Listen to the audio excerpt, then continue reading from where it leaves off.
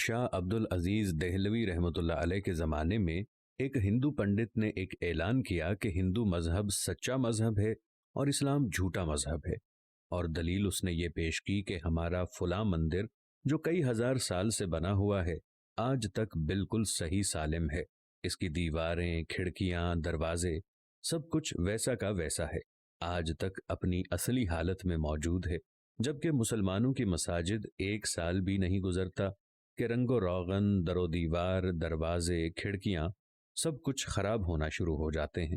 لہٰذا یہ اس بات کی دلیل ہے کہ اسلام مٹنے والا ہے اور ہندو مت باقی رہنے والا ہے۔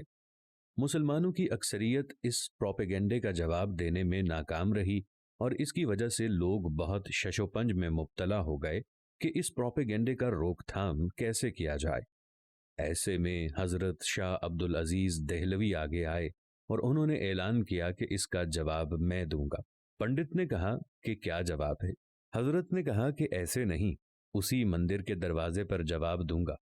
مقررہ وقت پر مسلمان اور ہندو سب جمع ہو گئے، سب دیکھنے کے لیے کہ کیا جواب دیتے ہیں۔ حضرت مندر کے دروازے پر کھڑے ہو گئے اور قرآن کی یہ آیت پڑھی جس کا ترجمہ یہ ہے کہ اگر اللہ تعالیٰ اس قرآن کو پہاڑ پر بھی نازل کر دے تو پہاڑ بھی اللہ تعالیٰ کے جلال سے ڈر کر ٹکڑے ٹکڑے ہو جاتا۔ آپ آیت پڑھتے جاتے تھے اور مندر کے در و دیوار، دروازوں کی طرف انگلی سے اشارہ کرتے جاتے تھے۔ ایسے میں اللہ تعالیٰ نے آپ کے ہاتھوں پر اپنے دین کی حقانیت کی کرامت ظاہر کر دی، اور مندر کی دیواریں گرنا شروع ہو گئیں، دروازے ٹوٹنے لگے، تو مسلمانوں نے اللہ اکبر کا نعرہ لگایا۔ پنڈت جلدی حضرت کے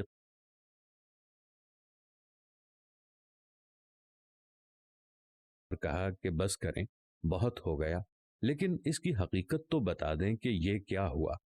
آپ نے فرمایا کہ اللہ تعالیٰ قرآن میں فرماتا ہے کہ قرآن اگر پہاڑ پر نازل کر دیتے تو وہ بھی اپنی جگہ نہیں ٹھہر سکتا تھا، پھر اس مندر کی کیا مجال ہے کہ یہ اپنی جگہ پر کھڑا رہے؟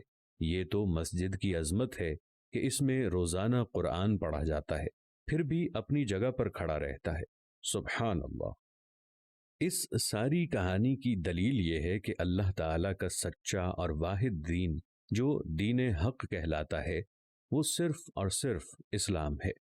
آج کل کی ان سے اگر ہٹ کر نکل کر سوچا جائے، اگر ہم قرآن کی عظمت اور قرآن کی حقانیت کو سمجھنا شروع کر دیں تو قرآن پاک میں واضح طور پر لکھا ہے کہ اگر یہ قرآن پاک کسی پہاڑ پر بھی نازل ہوتا تو اس پہاڑ کو بھی یہ ریزہ ریزہ کر دیتا، یعنی اس پہاڑ کو یہ ٹکڑے ٹکڑے